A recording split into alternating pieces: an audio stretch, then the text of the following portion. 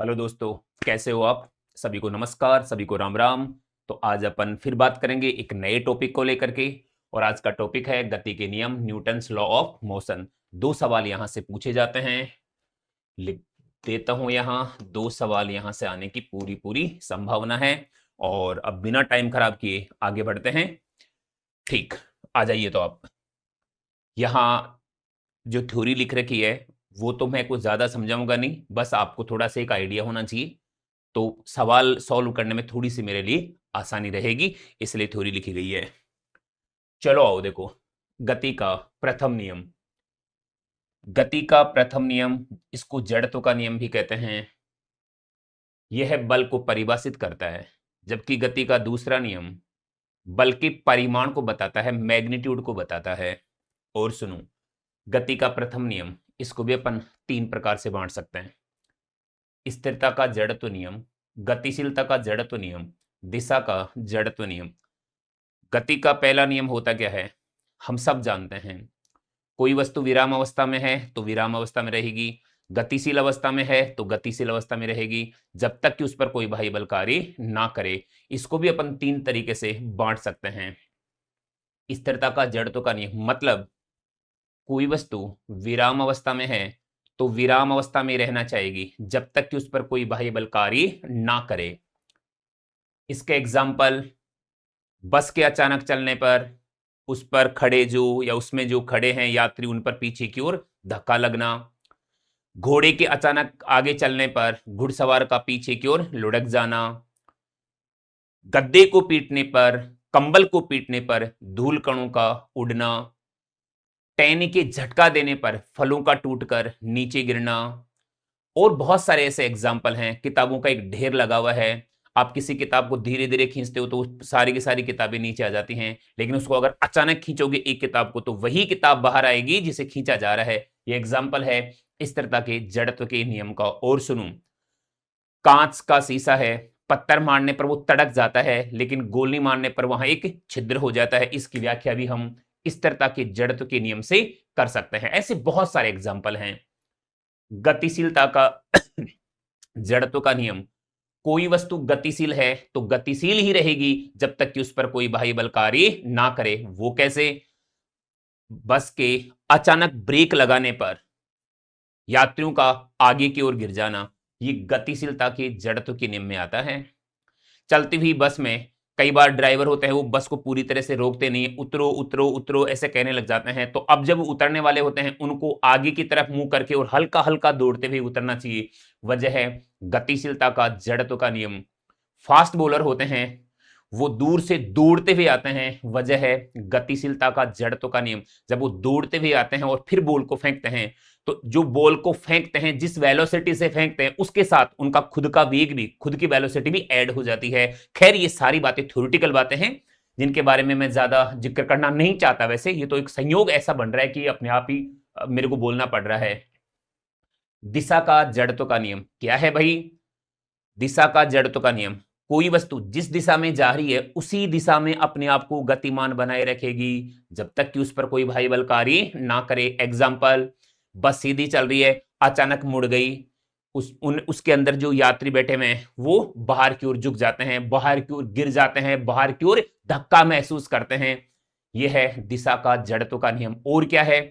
पत्थर को डोरी से बांधो और घुमाओ, अब जब डोरी टूटेगी, अब जब डोरी टूटेगी तो पिंड की गति स्पर्श रेखा के अनुसार होती है, क्योंकि वेग की डायरेक्शन स्पर्श रेखा टेंजेंट लाइन के अकॉर्डिंग होती है। तो अगर मान लीजिए डोरी यहां से टूटती है तो ये पिंड आगे की ओर इसी दिशा में चला जाएगा, क्योंकि यहां ये डोरी का तनाव है जो इसे वृत्ताकार पथ में घुमाने की जिम्मेदारी लेता है। जब डोरी टूट गई, तनाव ही नहीं रहा, तो जो उसकी डायरेक्शन है वास्तव में उसी दिशा में, उसी डायरेक्शन में गतिमान बनी रहेगी, अपने आप को बनाए रखने की कोशिश करेगी। और सुनो, अगर पृथ्वी के चारों ओर कोई उपग्रह है वो चक्कर काट रहा है, अब वो सवाल एनसीईआरटी में है ऐसा सवाल, उपग्रह चक्कर काट रहा है, अगर अचानक यहां पृथ्वी का गुरुत्वाकर्षण बल खत्म कर दिया जाए, आसपास में अन्य ग्रह और उपग्रह को नगण्य मान लिया जाए, तो अचानक गुरुत्वाकर्षण खत्म करने पर बताइए उपग्रह की गति कैसी होगी और किधर जाएगा, वो स्पर्श रेखा के अनुसार जाएगा और अनंत काल तक जाता ही रहेगा। इस प्रकार के एग्जाम्पल हमें पता होना चाहिए। ये गति के प्रथम नियम में यानी कि जड़त्व के नियम में आते हैं। ठीक है, उम्मीद करता हूं कि ये थोड़ी थोड़ी बातें समझ में आई होंगी। और मैंने कहा कि ये बल को परिभाषित करता है। क्या मतलब है बल को परिभाषित करता है? ठीक है, बल को परिभाषित ये कि बल एक ऐसा कारक है, बल एक ऐसा फैक्टर है जो चलती हुई वस्तु को रोक सकता है, रुकी हुई वस्तु को चला सकता है, चलती हुई वस्तु की डायरेक्शन बदल सकता है। ऐसा कारक, उसको क्या बोला गया? बाद में बल बोला गया। ठीक है, तो ये एक तरीके से बल को परिभाषित करता है। फिर आता है गति का दूसरा नियम। आइए सर, जल्दी जल्दी आ जाओ आप। गति का दूसरा नियम बल का परिमाण बताता है, मैग्नीट्यूड बताता है भाई। ये जैसे हम बचपन की मैं बात करूं तो गति का दूसरा नियम जब हमसे गुरुजी पूछा करते थे कि भाई हाँ भाई गति का दूसरा नियम, और हम क्या बोलते थे? सर F बराबर एम ए, और हमें बड़ी शाबाशी मिलती थी। F बराबर एम ए। वास्तव में ये गति का दूसरा नियम या ये गति के दूसरे नियम से आता है, लेकिन आज हम थोड़े बड़े हो गए हैं, दो बातें और करनी होंगी हमें। आओ मेरे साथ। वास्तव में गति का दूसरा नियम वो ये कहता है कि किसी भी निकाय पर, किसी भी सिस्टम पर आरोपित बाह्य बल का मान संवेग में परिवर्तन की दर के समानुपाती होता है। आप तो डायरेक्ट बोलो, संवेग में परिवर्तन की दर के बराबर होता है। यानी कि आरोपित बाह्य बल बराबर ये संवेग में परिवर्तन दर, जहां बोला जाता है वहां समय का भाग लगता है। कितनी बार बोलूं मैं? संवेग में परिवर्तन की दर बराबर बल, संवेग मोमेंटम p, और p की वैल्यू होती है भैया mv। अब इसको जब सॉल्व करेंगे तो कुछ ऐसा आएगा उत्तरी। जब इसको सॉल्व करेंगे तो m बाहर आएगा, m को बाहर लेके v का अवकलन करना है, एक बार v को बाहर लेके m का अवकलन करना है। वास्तव में बाह्य बल का सूत्र कुछ ऐसा होगा, ये हमें आना चाहिए। ये नहीं कह रहा हूं कि ये ऐसा होता नहीं है, पर एक पार्ट है मतलब इसका। ये आगे बढ़ते हैं, देखो एक पार्ट कैसे। F बराबर ये आया ना, अगर ऐसा हो कि द्रव्यमान तो कांस्टेंट है और वेग बदल रहा है, तो द्रव्यमान कांस्टेंट होने पर ये dm अपॉन dt क्या हो जाएगा? 0। तो फिर F बराबर m और dv अपॉन dt, और इसी को अपन क्या कहते हैं? त्वरण कहते हैं। तो F बराबर ma इस तरीके से आ जाएगा। आगे जिक्र कर रखा है मैंने, थोड़ी सी स्पीड रखो आप। देखो ये है वास्तव में गति का दूसरा नियम। अब इसमें दो केस बनते हैं, जब द्रव्यमान नियत है और वेग परिवर्तनशील है। द्रव्यमान नियत है तो dm अपॉन dt 0 होगा, ये 0 होगा। F बराबर m dv अपॉन dt होगा, और dv अपॉन dt को अपन त्वरण कहते हैं। लो आ गया वो बचपन वाली वो कहानी, F बराबर ma। आगे हमें जरूरत पड़ेगी कभी किसी निकाय का त्वरण बताने की, तो A बराबर F अपॉन m, टोटल बल, परिणामी बल, resultant force upon total force लेना होगा। इसलिए आगे मैंने कुछ ऐसा भी बोल दिया है। ज्यादातर एग्जाम्पल में ये चीज काम आती है हमें। इधर आओ, पर केस तो ये भी बनता है। क्या बनता है कि भैया ऐसा भी हो सकता है कि वेग तो नियत है पर द्रव्यमान परिवर्तनशील है। अब द्रव्यमान परिवर्तनशील है, वेग नियत है, तो आज इसका तो कोई मतलब होगा, पर वेग नियत होने पर इसका मान 0 हो जाएगा। यकीन करो, वेग नियत होने पर dv upon dt equal to क्या होगा? 0। तो f की वैल्यू ये आएगी, ये देखो, वो नियत वेग और ये द्रव्यमान में परिवर्तन की दर। f बराबर b dm अपॉन dt। इसके कुछ खास ही एग्जाम्पल हैं, कुछ खास ही एग्जाम्पल हैं, जैसे रॉकेट नोदन, रॉकेट प्रोपल्सन कहते हैं, जैसे वाहक पट्टा लदान व्यवस्था यानी कि लोडिंग बेल्ट जिसे कहते हैं, क्रेशर मशीन वाली कहानी आप इसे कह सकते हो। आगे इसका जिक्र कर रखा है इस फॉर्मूले के साथ। आइए सर। ओके, श्री कृष्ण गोविंद हरे मुरारी, हे नाथ नारायण वासुदेवा, श्री कृष्ण भगवान की जय। तो आप बने रहिए, और क्या करना है? चैनल को लाइक करना है, शेयर करना है, सब्सक्राइब करना है, सच में ज्यादा से ज्यादा लोगों तक पहुंचाना है। मुझे वो और भी अच्छा लगेगा। होता है ऐसा, देखो कि जब अपन को लगता है कि ठीक है ज्यादा से ज्यादा लोगों तक बात पहुंच रही है, तो अपन और भी अच्छी मेहनत करते हैं। और आने वाले टाइम में तो सच में ही मैं बहुत बढ़िया और बहुत अच्छी अच्छी डायमंड क्लास लेने वाला हूं, मैं आपको बता दूं। ठीक है, अभी कुछ दिनों से कुछ तबीयत मेरी ऐसी चल रही थी, लेकिन अब धीरे धीरे कुछ इंप्रूवमेंट भी हो रहा है और सब कुछ अच्छा होगा। मैंने ये भी सोचा है कि 11वीं के टॉपिक तो चलो अपन ऐसे ले रहे हैं, मैं सोच रहा हूं 12वीं के जो टॉपिक है, एक टॉपिक का एक वीडियो ना बना करके 4 टॉपिक का एक वीडियो बनाऊं, ऐसा सोचा है मैंने। बाकी देखते हैं क्या होता है, क्या परिस्थितियां बनती है और क्या ये ऊपर वाला बाड़ी रचाता है। आओ आप तो रॉकेट पर बल की मैं बात कर रहा हूं। तो देखो रॉकेट पर बल, रॉकेट नोदन जिसे हम कह के आए हैं, तो रॉकेट के बारे में एक बात याद रखना आप तो, रॉकेट पर ऊपर की ओर लगने वाला ये बल, जिसे उछाल बल कह दो, उत्थापक बल कह दो, प्रणोद बल कह दो, अप थ्रस्ट फोर्स कह दो, ऊपर की ओर उछाल बल लगेगा, इसका मान होता है, इसका परिमाण समझो। वैसे अगर मैं मान बोलूं तो मुझे माइनस लगाना चाहिए, क्योंकि गैसों का जो वेग है वो नीचे है और बल लगेगा वो ऊपर लगेगा। खैर जैसा भी है, इतनी बातें हम नहीं करेंगे आज, और भी बहुत कुछ बता सकते हैं, लेकिन नहीं बताना। वास्तव में उछाल बल का मान F बराबर U dm अपॉन dt होता है। अच्छा ये dm अपॉन dt क्या है? ये dm अपॉन dt किलोग्राम पर सेकंड में लेना है कभी सवाल हल करते समय, और यह है ईंधन के जलने की दर। ईंधन के जलने की दर प्रति सेकंड इतना किलोग्राम ईंधन जल रहा है, ठीक है। U क्या है? ये गैसों का वेग है, तो भाई इसे ऐसे लिखा जा सकता है। अब देखो F का मान, इसके ऊपर जो उछाल बल लग रहा है, उछाल बल का मान और फिर कैसे लिया जा सकता है, इस रॉकेट का त्वरण हमसे पूछ सकता है, तो फिर वही F बराबर ma वाले सिस्टम से, ये है टोटल द्रव्यमान किसका? रॉकेट का। इसमें ईंधन भी आ गया, इसमें रॉकेट का सब कुछ सिस्टम, इंजन वगैरह सब आ गया। फिर ए है इसका त्वरण और जी है गुरुत्वीय त्वरण, बराबर कुछ ऐसा ही है। यदि जी को नगण्य मान ले, कई केसों में ऐसा होता है कि वो जी को नगण्य मान लेता है। कई केस का क्या मतलब होता है? एक तो अगर मुक्त आकाश में चला गया, अंतरिक्ष में चला गया, तो जी का मान अपने आप ही क्या हो गया? शून्य हो गया। उस कंडीशन में फिर आपको एम ए यू और d m upon d t ले लेना है। ऐसे केस में रॉकेट का त्वरण आपको u अपॉन कैपिटल एम और d m upon d t ले लेना है। ये रॉकेट का त्वरण है। और कौन सी कंडीशन में जी रखना है? जैसे रॉकेट अभी अभी लॉन्च हुआ है, तो अभी अभी लॉन्च हुआ है मतलब वो पृथ्वी की सतह के नजदीक ही है, उस कंडीशन में आप जी को नगण्य नहीं मान सकते। तो ये फॉर्मूला हमें पता होना चाहिए। उम्मीद करता हूं कि ये बात समझ में आई होगी। बाकी एक बार आप और देख लेना। Thank you. आगे बढ़ रहा हूं मैं। ये है loading belt system, crusher machine वाला सिस्टम। देखो ये बेल्ट है, ये वाहक पट्टा है जो कि आगे की ओर बढ़ रहा है। इस मोटर के द्वारा इसको घुमाया जा रहा है और इसके ऊपर ये रोड़ी बजरी रेत डाली जा रही है। और रोड़ी बजरी रेत के डलने की जो दर है ना, वो कुछ ऐसे है, मतलब प्रति सेकंड इतना द्रव्यमान डाला जा रहा है। मतलब डीएम अपॉन डी क्या है? यहां रोड़ी बजरी रेत इनके गिरने की दर, मतलब द्रव्यमान में परिवर्तन की दर। और बेल्ट वी वेग से आगे जा रहा है। फॉर्मूला एक बार फिर वही काम में लेना है। मतलब इस बेल्ट पर कितना बल लगाना पड़ेगा, उस बल का मान ये होगा। इसके साथ ये मोटर जुड़ी हुई है, तो मोटर की शक्ति भी पूछ लेता है। मैं मानता हूं कि शक्ति वाला टॉपिक हमने अभी नहीं पढ़ा, लेकिन इतना हमें पता होना चाहिए सर आज कि वास्तव में शक्ति, पावर, कार्य करने की दर को शक्ति कहते हैं।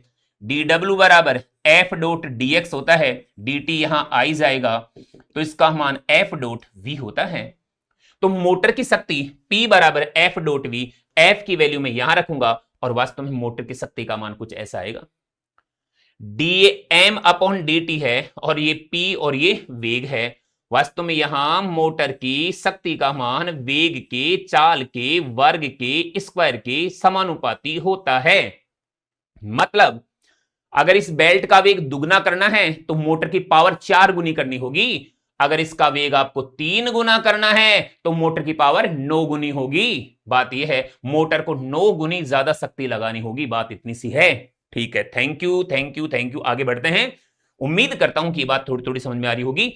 और कई बार क्या होता है जैसे डायरेक्ट फॉर्मूला ही पूछ लेता है, तो इसलिए देखो ये भी जरूरी था। कोई जरूरी थोड़ी है कि यार सारे न्यूमेरिकली पूछेगा। आगे बढ़ो। फिर आता है संवेग संरक्षण का नियम। मेरा ऐसा मानना है कि फिजिक्स का पेपर हो, फिजिक्स का एग्जाम हो, रेखीय संवेग संरक्षण का नियम और कोणीय संवेग संरक्षण का नियम, यहां से सवाल ना पूछे भाई ऐसा, वो तो विरले ही पेपर होते हैं और अभागे पेपर होते हैं जिनमें यहां से सवाल नहीं पूछा जाता। तो उम्मीद करता हूं मैं भी कि यहां से उसको सवाल एक पूछ ही लेना चाहिए। ठीक है, संवेग संरक्षण का नियम बोले तो रेखीय संवेग संरक्षण का नियम बोले तो कंजर्वेशन ऑफ लीनियर मोमेंटम। और ये है क्या चीज? हम सब जानते हैं, हम सब जानते हैं, बाह्य बल की अनुपस्थिति में निकाय का रेखीय संवेग नियत रहता है। बाह्य बल की अनुपस्थिति में निकाय का रेखीय संवेग नियत रहता है, यही कंजर्वेशन ऑफ लीनियर मोमेंटम है। समझाते हैं, यह सूत्र आता है गति के दूसरे नियम से।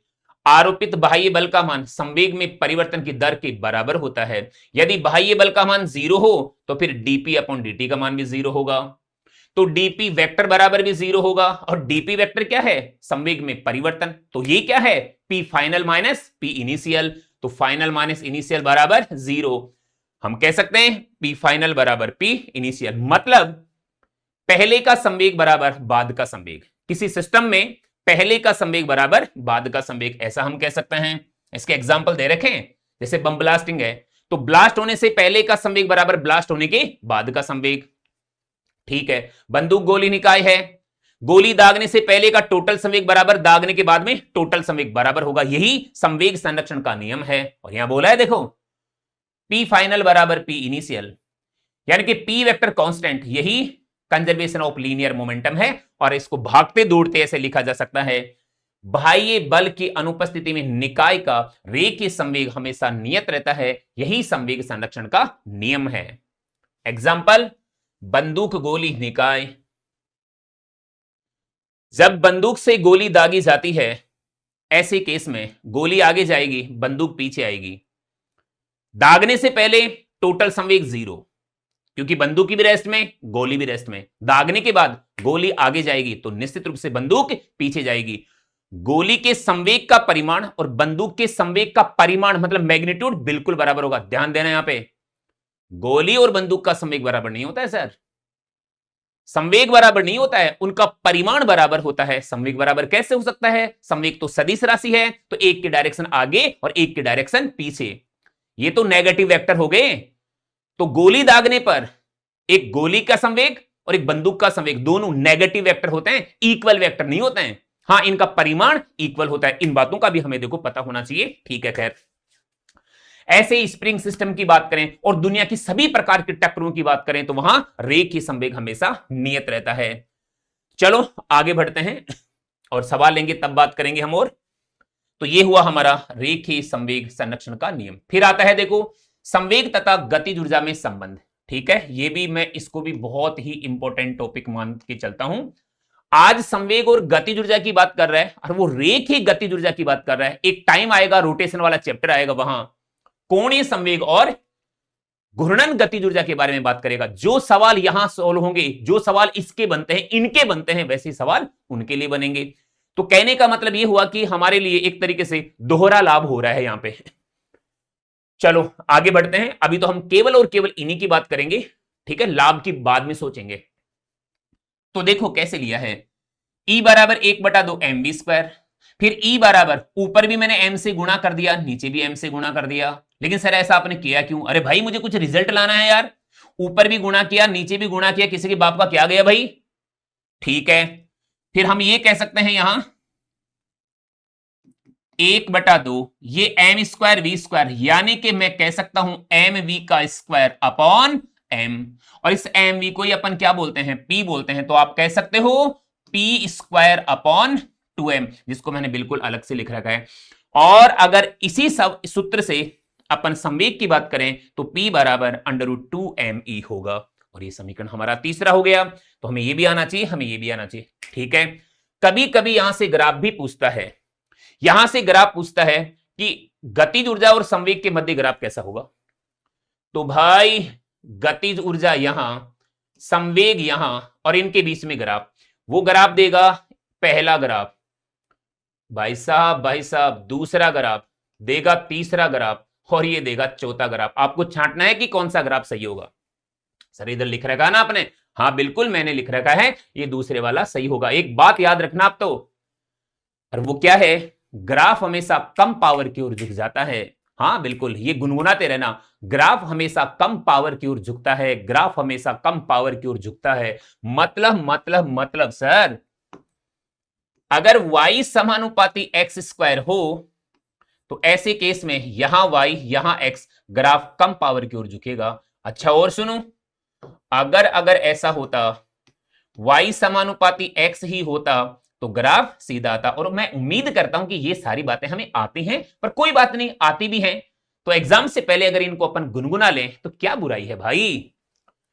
तो E में और P में ग्राफ कुछ ऐसा बनेगा, क्योंकि E समानुपाती P स्क्वायर होता है। लिखा है मैंने, ग्राफ हमेशा कम घात की ओर झुक जाता है। इधर आओ, अगर हम ये याद करते तो कुछ सावधानी भी हमारे को आनी चाहिए। अभी तो E और P में पूछा, पर आज E रूट और P के बीच में ग्राफ पूछा, जो वास्तव में एक सीधी रेखा के रूप में प्राप्त होगा। सर आज क्या बात हुई फिर? आज बात ये हुई, हमें ये पता है कि यार P बराबर 2me रूट होता है। 2 और m ये कांस्टेंट है, तो मैं ये कह सकता हूं कि P समानुपाती E रूट है। अब इसने क्या किया, इस पूरे के पूरे को, यानी कि ये पूरा का पूरा साप्ता का साप्ता यहां रख दिया इसने, ये देखो आप, और इस P को उसने यहां रख दिया। यानी कि आप यूं भी समझो E रूट समानुपाती P होता है। हाँ, और ये मैंने बोला ना, साप्ता का साप्ता ये रख दिया वाई एक्स पर, और ये कहां रख दिया भैया, एक्स एक्स पर। तो ग्राफ कैसा होगा, सीधा। इस बात का भी बहुत ध्यान रखना है, और खुद पे थोड़ा सा वर्क करो, खुद पे थोड़ा सा वर्क करो। देखो कि यार ऐसा क्यों आ रहा है, लेकिन ऐसा हमें एग्जाम में पूछा जा सकता है सर। ओके, ई और पी में ग्राफ ऐसा होगा, लेकिन अंडरवुड ई और पी में ग्राफ सरल रेखीय होगा। उसे परवलयाकार कहते हैं, पैराबोला कहते हैं, और इसको सरल रेखीय कहते हैं। आगे बढ़ते हैं, आगे बढ़िए सर। फिर आता है संवेग आवेग प्रमेय। भाई क्या बताऊं, ये भी कुछ ज्यादा ही इंपॉर्टेंट है। एक मिनट, क्या दिक्कत हुई सर, क्या बात हुई, नाराज कैसे हुई? आओ देखो, संवेग आवेग प्रमेय संभावित, मैं कह सकता हूं वास्तव में 100% ही मान लीजिए आप, तो संवेग आवेग प्रमेय पे निश्चित रूप से सवाल आएगा, ऐसा मुझे लगता है, क्योंकि है इतना इंपॉर्टेंट। होता क्या है सर, आवेग जिसे इंपल्स कहते हैं, तो आवेग जिसे इंपल्स कहते हैं, आई वेक्टर कहते हैं। पता है होता क्या है, इसकी डेफिनेशन क्या है? बल तथा समय का गुणनफल आवेग के बराबर होता है। और बढ़िया डेफिनेशन बोलता हूं, बहुत ज्यादा परिमाण का बल बहुत कम टाइम के लिए आरोपित हो, अप्लाई हो, तो बल और समय का गुणनफल आवेग के बराबर होता है, और आवेग का मान संवेग में परिवर्तन के बराबर होता है। संवेग में परिवर्तन की दर के नहीं, डायरेक्ट संवेग में परिवर्तन के बराबर होता है। सर वो कैसे? अरे यार, F बराबर अभी पढ़ा नहीं आपने, delta P upon delta T. तो डेल्टा टी से फिर डेल्टा टी चला जाएगा और ये बच जाएगा। यानी कि आवेग यानी कि इंपल्स का मान संवेग में परिवर्तन के बराबर होता है। इसी को संवेग आवेग प्रमेय कहते हैं। आवेग यानी कि इंपल्स, क्या पढ़ा पढ़ने, आवेग आई बराबर बहुत ज्यादा परिमाण का बल अल्प समय के लिए लगे, तो बल और समय का गुणनफल आवेग के बराबर होता है, और इसका मान संवेग में परिवर्तन के बराबर होता है। यानी कि आवेग का मान संवेग में परिवर्तन के बराबर होता है। यही संवेग आवेग प्रमेय है। फिर अपन बात करने वाले हैं आवेग के अनुप्रयोग के बारे में। देखो आप, बल का मान ये होगा गति के दूसरे नियम से। फिर अगर डेल्टा पी कांस्टेंट हो, संवेग में परिवर्तन अगर कांस्टेंट हो, तो एफ समानुपाती 1/डेल्टा टी। मतलब समय का मान कम लगने पर आरोपित बल ज्यादा होगा, समय ज्यादा होने पर आरोपित बल कम होगा। ठीक है, थोड़ी देर पहले लाइट चली गई थी, तो ये लाइट के बाद की क्लास है, अचानक लाइट चली जाने से, ठीक है, बड़ी असुविधा हुई हमें, पर कोई बात नहीं, आप बने रहिए। और हम आवेग के टॉपिक पे ही चल रहे थे। अब इसके अनुप्रयोग समझो आप, आवेग के अनुप्रयोग सुनो। समय कम होने पर बल ज्यादा लगेगा, समय ज्यादा होने पर बल कम लगेगा। इसके अनुप्रयोग आप चाहो तो लिख सकते हो। रेत पर कूदने के बजाय अगर आप फर्श पर कूदते हो तो आपको ज्यादा चोट आती है, क्योंकि जब रेत में कूदते हैं, रेत के ऊपर कूदते हैं, गद्दे पर कूदते हैं, तो वहां धंसने में टाइम लग जाता है। टाइम इंटरवल ज्यादा हो जाता है तो बॉडी पर लगने वाले बल का मान कम हो जाता है। ये अनुप्रयोग है, आवेग का अनुप्रयोग कह दो या गति के दूसरे नियम का अनुप्रयोग कह दो। गति के दूसरे नियम से तो आता है ये सूत्र, अगर संवेग में परिवर्तन का मान कांस्टेंट हो तो फिर F समानुपाती 1 डेल्टा होगा। डेल्टा टी कम होने पर बल का मान ज्यादा होगा। ठीक है, आगे बात करें अपन और अनुप्रयोग की बात करें। जब खिलाड़ी गेंद को कैच करता है तो कैच करते समय अपने हाथों को पीछे खींच लेता है। ऐसा करने से यहां से लेकर यहां तक का टाइम इंटरवल बढ़ जाता है और टाइम इंटरवल बढ़ने से हाथों पर लगने वाले बल का मान कम हो जाता है। दूसरी बात, अब ये जानना चाहो कि संवेग में परिवर्तन बराबर कैसे हुआ, तो जाहिर सी बात है, वेग जिस वेग से गेंद आ रही है तो वो वेग, और अंत में तो गेंद को रुकना ही है समझो।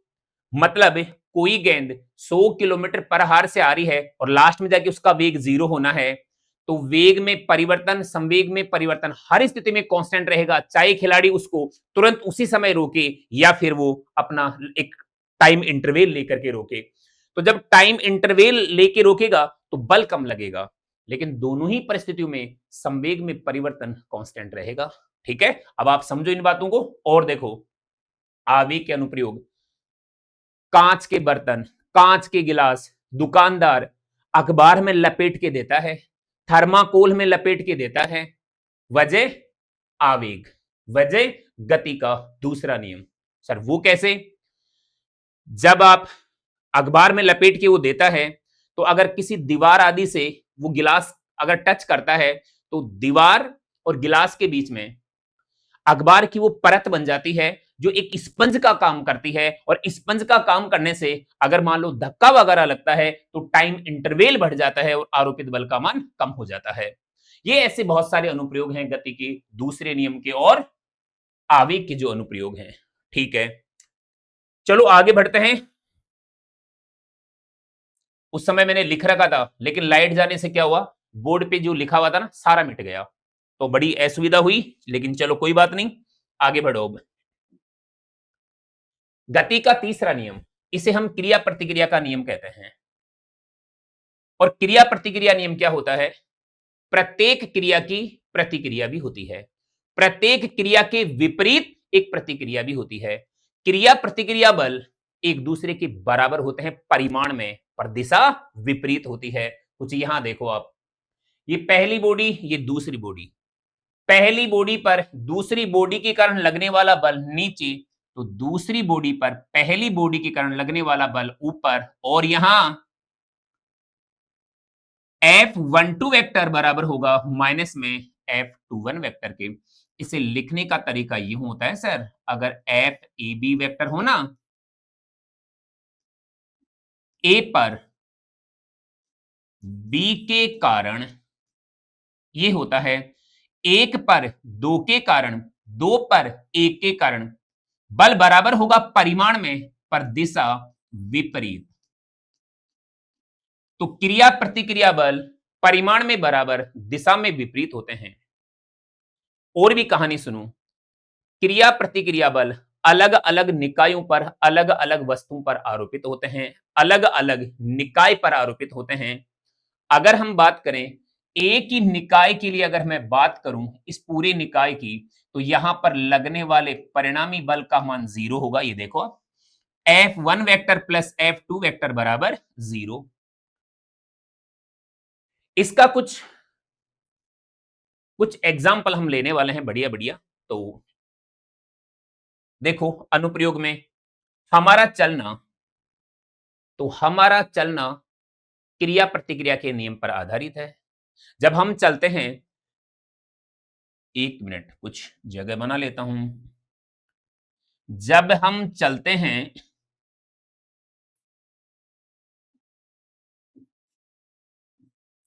तो चलते समय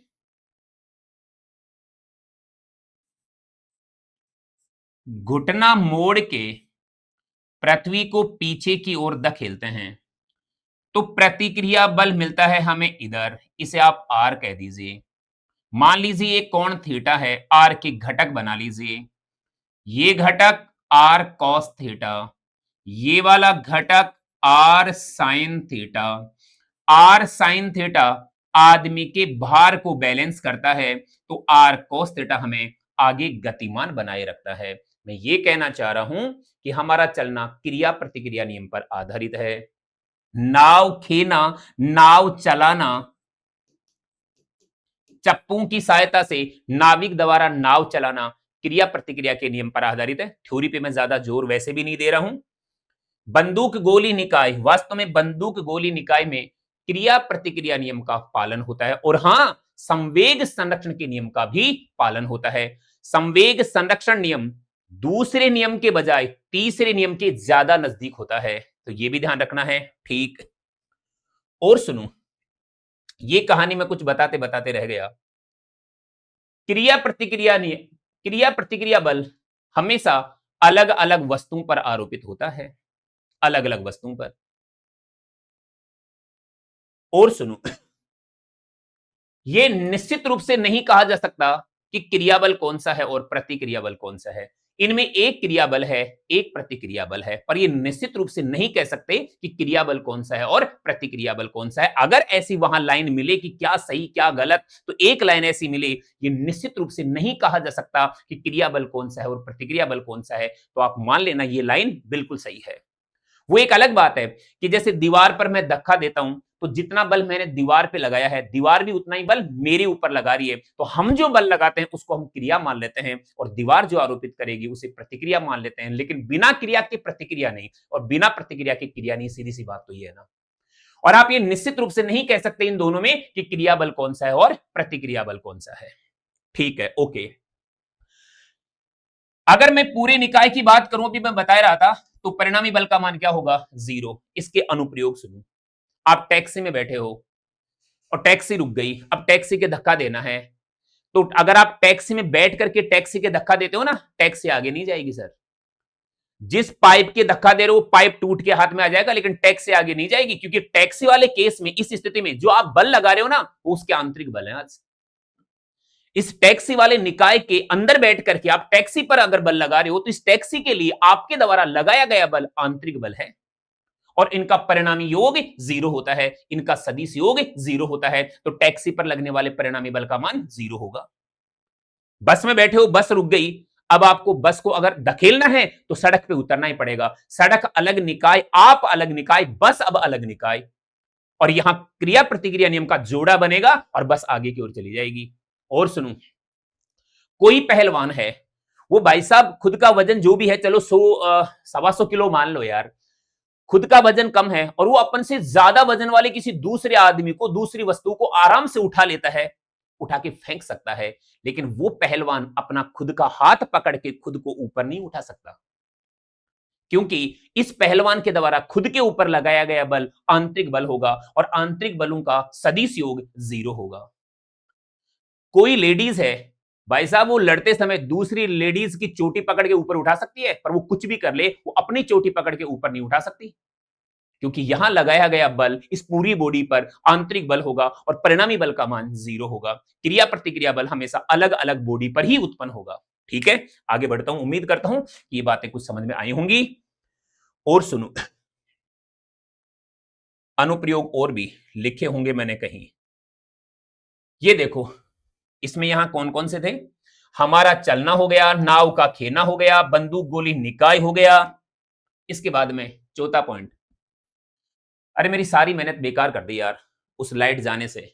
लिख रखा था मैंने, आपको कुछ ज्यादा, ये जो मैं बोल रहा हूं ना, सब लिख रखा था मैंने। घर्षण रहित कमरे के बाहर आना, सवाल बनेगा सर यहां से। ध्यान दो भाई, हेलो, ध्यान दो, बहुत बड़े और बहुत अच्छा सवाल आया है। घर्षण रहित कमरे से बाहर आना, हमें सवाल देगा, एक कमरा है, सतह उसकी जो फर्श है ना, वो घर्षण रहित है, मतलब घर्षण गुणांक का मान यूं समझ लो 0 है। हालांकि आप कुछ भी कर लो, किसी भी सतह का घर्षण गुणांक 0 कर ही नहीं सकते, पर अब मान लो, ये कह रहा है ना, तो आप मान लो। ठीक है,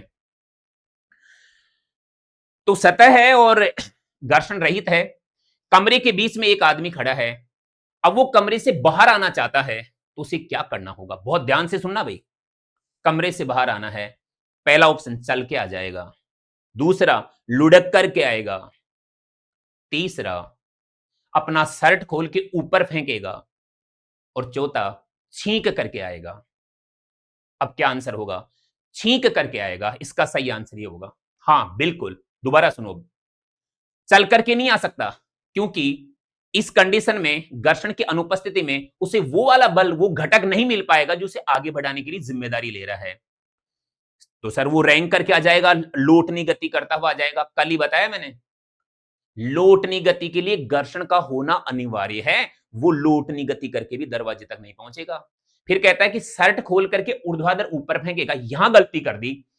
शर्ट अगर वो दरवाजे के विपरीत फेंकता तो वो चला जाता, लेकिन ये ऊपर फेंक रहा है, अगर शर्ट को ऊपर फेंक रहा है तो आदमी पर बल लगेगा नीचे, वो दरवाजे से बाहर नहीं जाएगा। अब आया कि छींक कर, और छींक कर, और उसने बाकी कुछ नहीं बोला। तो अब देखो इसकी कंडीशन क्या, इसमें क्या छुपा हुआ है? उस आदमी को दरवाजे के विपरीत दिशा में छींकना होगा। वो आदमी दरवाजे के विपरीत दिशा में छींकेगा तो उस पर बल लगेगा दरवाजे की तरफ, और वो फिसल करके बाहर चला जाएगा। सुनने में बड़ा अजीब लग रहा है, लेकिन जवाब यही देना है। ये तो छोड़ो, एक बार एग्जाम में आया था, मैंने छींकना बोला है, उसमें था थूक कर, और यही सही होगा। कोई भी सामान, देखो सही कंप्लीट आंसर क्या है? दरवाजे के विपरीत दिशा में कोई भी सामान फेंक कर, दरवाजे के विपरीत दिशा में छींक कर, दरवाजे के विपरीत दिशा में थूक कर, ये सही आंसर है। किसी भी सामान को उठाकर ऊर्ध्वाधर ऊपर की ओर फेंकेगा, ना ना ना, दरवाजे से बाहर नहीं आएगा। उसने ऊपर फेंका है तो बल कहां लगेगा? नीचे। ये वही बंदूक गोली निकाय वाला सिस्टम है। बंदूक से जब गोली दागी जाती है, गोली जाएगी आगे, बंदूक पर बल लगेगा पीछे, वही कंडीशन है। वही रॉकेट वाला सिस्टम, रॉकेट पर जो गैसें हैं वो नीचे की ओर गति करती हैं, तो उस पर जो उत्थापक बल लगता है, उछाल बल लगता है, वो ऊपर की ओर लगता है। ठीक है सर, मान लेते हैं। जो भी हो, आज के बाद याद रखना, घर्षण रहित कमरा है, आदमी बीच में खड़ा है, वो दरवाजे तक कैसे जाएगा? चलकर नहीं जाएगा, लोटनी गति करता हुआ नहीं जाएगा, किसी सामान को फेंक कर जाएगा। लेकिन इसमें कंडीशन है, सामान को फेंके दरवाजे के विपरीत, दरवाजे की तरफ नहीं, दरवाजे की तरफ फेंकेगा तो और अंदर चला जाएगा। ठीक है, उम्मीद करता हूं ये बात आपको समझ में आ गई होगी। आओ फिर पांचवा, ये कोका कोला की बोतल, वो हमें कहेगा कि भाई साहब जब इसका ढक्कन खोल दिया जाता है तो इसका पाठ्यांक क्या होगा? जी सुनना, अब टाइम हमारे पास में है नहीं, कसम से मैं सब लिख रखा था पहले। अब सुनो, कोका कोला की बोतल है ये, इसका पाठ्यांक पूछ रहा है कि अगर इसका ढक्कन खोल दिया जाए तो इस मशीन का पाठ्यांक क्या होगा? तो जब कोका कोला की बोतल खोलते हैं तो इसका पाठ्यांक पहले बढ़ेगा फिर घटेगा, पहले बढ़ेगा फिर घटेगा। वो कैसे? जैसे ढक्कन खोलोगे, इससे गैसें बाहर जाएंगी, तो जब गैसें बाहर जाएंगी तो इस पर बल लगेगा नीचे, जो यहां पाठ्यांक के रूप में हमें प्राप्त होगा, बढ़े हुए पाठ्यांक के रूप में हमें प्राप्त होगा। इसका पाठ्यांक बढ़ जाएगा, जैसे ही गैसें वहां से चली जाएंगी पाठ्यांक कम हो जाएगा। ठीक कुछ ऐसा ही वो ये भी कह सकता है, भाई यहां ये वजन तोलने वाली मशीन है और इसके ऊपर एक आदमी खड़ा है, ये जंप मार करके नीचे कूदेगा। ये कहता है कि इस मशीन से वो नीचे कूद रहा है, बताओ मशीन के पाठ्यांक में क्या बदलाव होगा?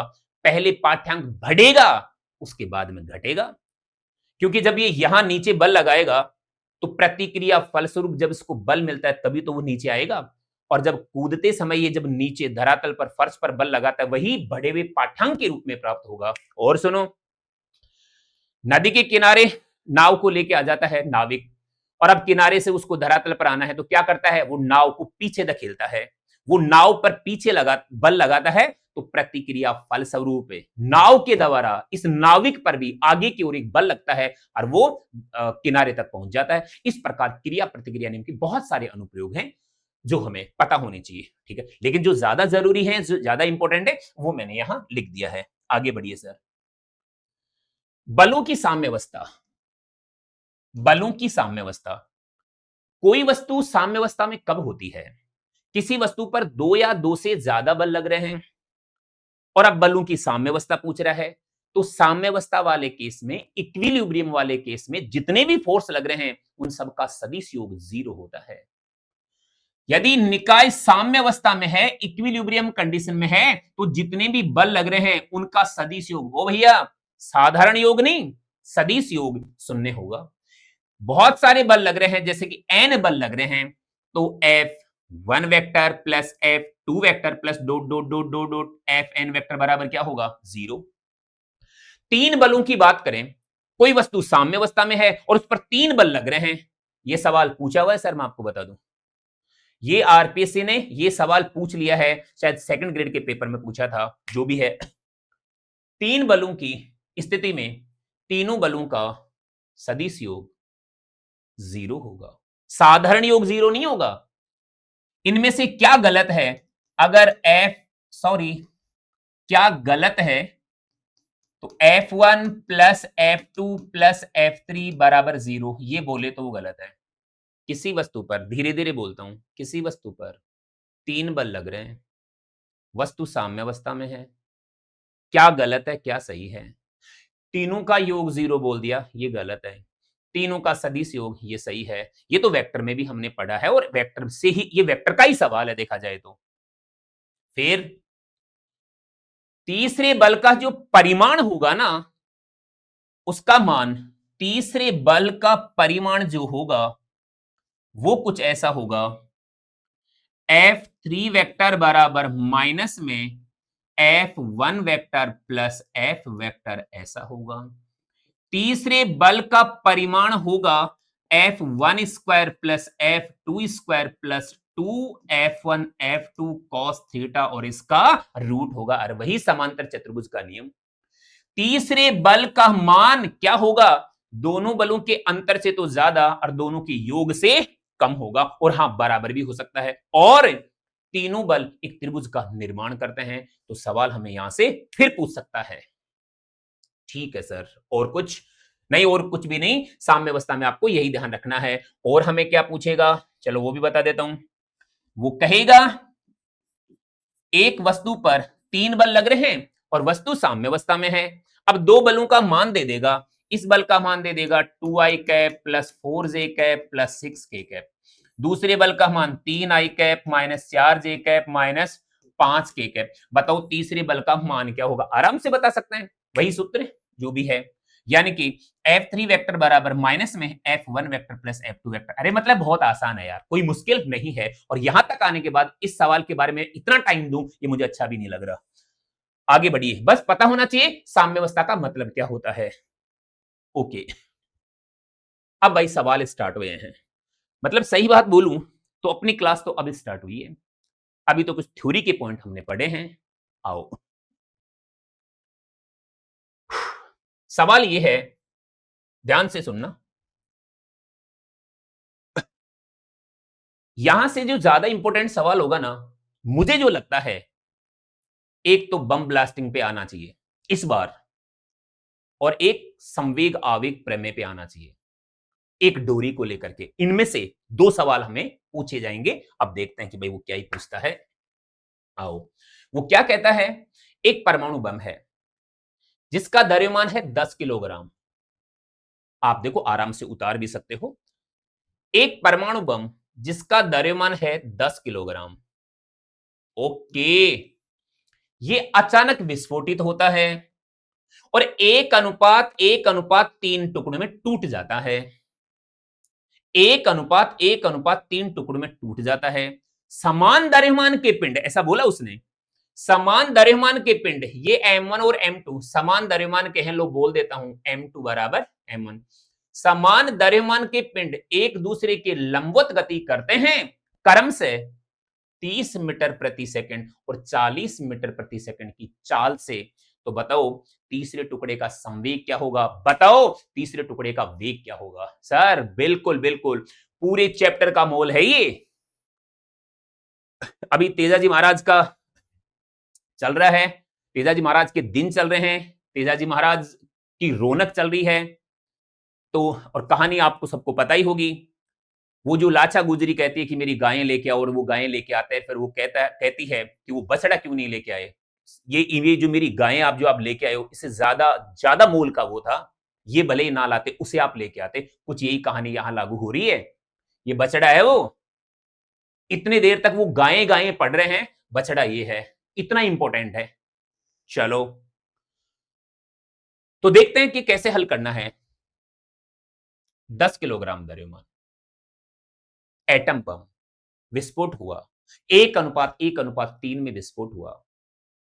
समान द्रव्यमान के पिंड क्रम से 30 और 40 मीटर प्रति सेकंड की चाल से एक दूसरे की लंबवत गति करते हैं, ऐसा सवाल वाले ने बोला। बताओ तीसरे पिंड का संवेग और वेग क्या होगा? आइए सर, ऐसे वो मतलब अपने तरीके से सवाल पूछ लेगा, कुछ और डाटा चेंज करके पूछ लेगा। अब सुनो सवाल कैसे हल करें। अभी तो थोड़े से हम तरीके से चलते हैं, फिर कोई देखते हैं बीच का रास्ता।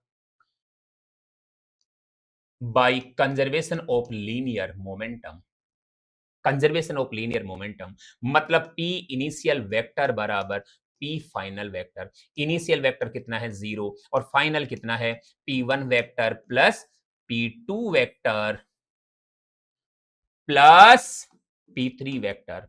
तो यकीन करो P3 वेक्टर बराबर वही आया माइनस में P1 vector plus P2 vector, और यकीन करो P3 का जो परिमाण आया वो आएगा P1 square plus P2 square plus 2P1 P2 cos 90 degree, जो जीरो हो जाएगा। P3 का मान ये आएगा, लिख लो यार, 2P1 P2 cos 90।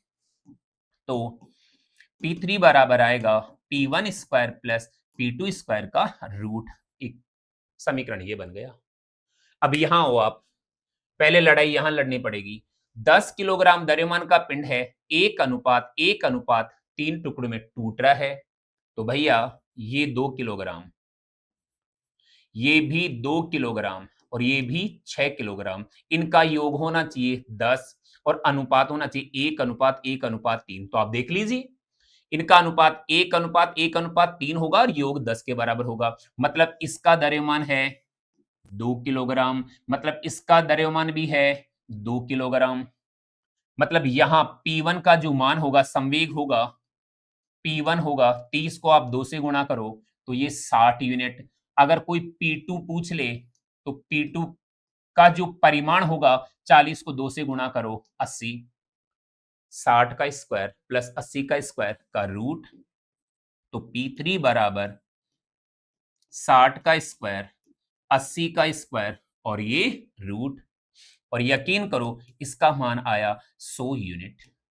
सर बार बार आप यूनिट क्यों बोल रहे हो? अरे मात्रक लिखने में जोर आता है, इसलिए आप यूनिट आप भी बोल दिया करो। अगर वो मात्रक पूछे ही तब एक अलग बात है, फिलहाल सोल्व करने के लिए आप यूनिट बोल दिया करो। तो वास्तव में तीसरे टुकड़े का संवेग ये होगा। अच्छी बात है। अब वेग भी पूछ रहा है यार, इसका द्रव्यमान हमें पता लगा कितना 6 किलोग्राम, और अब इसका वेग पूछ रहा है P3 बराबर m3v3। तो भैया V3 बराबर P3 अपॉन M3। P3 कितना है 100, M3 कितना है 6। यही हमारा आंसर आ गया मीटर प्रति सेकंड में। वो अलग बात है कि आप इसे 50/3 मीटर प्रति सेकंड कह करके सॉल्व कर रहे हो। तो अब ध्यान से देखिए, दोबारा वीडियो देखिए। बम ब्लास्टिंग वाले केस में रेखीय संवेग संरक्षित रहता है। ब्लास्ट होने से पहले का संवेग बराबर ब्लास्ट होने से बाद का संवेग। पहले का संवेग क्या है 0, बाद का संवेग क्या है, 3 टुकड़े हैं तो तीनों का योग P1 vector plus P2 vector plus P3 vector. P1 और P2 का जिक्र कर रखा है, P3 के बारे में पूछ रहा है, तो हम क्या कह सकते हैं P3 वेक्टर बराबर माइनस में P1 vector plus P1 vector plus P2 vector. इसका मोड जो होगा, मैग्नीट्यूड होगा, परिमाण होगा, वो कुछ ऐसा होगा P1 square plus P2 square plus 2P1 P2 cos theta, और इसका रूट थीटा क्या होगा 90 डिग्री, क्योंकि एंगल भी उसने दिया, और इसकी वैल्यू हो जाएगी 0। तो सॉल्व करने पर ही आया। अब हमें P1 और P2 बताना। अब वो कैसे बताएं? तो वो बताएं भाई, वेग उसने दिया है, द्रव्यमान उसने दिया नहीं, तो बंटवारा हमें करना है। 10 किलोग्राम का बंटवारा 1:1:3 में करना है, तो 2 2 6 हो जाएगा। ये 2 किलोग्राम, ये 2 किलोग्राम, इसका संवेग 60, उसका संवेग 80, 60 और 80 रखा, सोल्व किया 100 आया। ठीक है, और देखो ऐसे सवालों को आप ऐसे भी सोल्व कर सकते हो। आप इतना भी यकीन कर लो कि बम ब्लास्टिंग वाले सवालों में 2 पिंडों को वो लंबवती भेजेगा, मान लो आप, क्योंकि वो ज्यादातर जो अब तक सवाल जो दिए हैं ऐसा ही कुछ दिया है। तो क्या करना है, इधर आएगा P1 वेक्टर, इधर आएगा P2 वेक्टर, ये आएगा P3 वेक्टर। सर इसकी वैल्यू आई है 60 यूनिट। ऐसा नहीं है कि हमें संवेग की यूनिट नहीं आती, लेकिन आप यूनिट ही रखो। ये आ गया 80 यूनिट। सर इन दोनों का ही परिणामी ले लो आप तो। सर इन दोनों का परिणामी वही आएगा 80 का होल स्क्वायर प्लस 60 का होल स्क्वायर, इसका रूट वास्तव में यही P3 के बराबर होगा। वही पेपर में जितनी जगह मिले वो छोटी सी जगह वहीं पे सोल्व कर लो, रफ में भी जाने की जरूरत नहीं है। तो ये P3 के बराबर होगा और ये कितना आएगा 100। परिमाण में बराबर होगा, दिशा तो इसकी इधर होगी। तो ये P3 का मान आया। फिर पूछ रहे हैं यार V3 बता दो। अरे तो यार P3 बटा M3, इसका मान 100, M3 का मान 6, वास्तव में 50 बटा 3 आया और ये मीटर पर सेकंड में आया। ठीक है, और सुनो, बार बार ये यूनिट यूनिट की बात हो रही है। मैं बात करूं संवेग की इकाई, ये होती है किलोग्राम इंटू मीटर प्रति सेकंड और यही आवेग की होती है। एक बात और, आवेग का नजदीकी संबंध किससे होता है? बोलेगा संवेग से या बल से? संवेग से बताना, बल से मत बताना, क्योंकि आवेग और संवेग की विमा बिल्कुल बराबर होती है।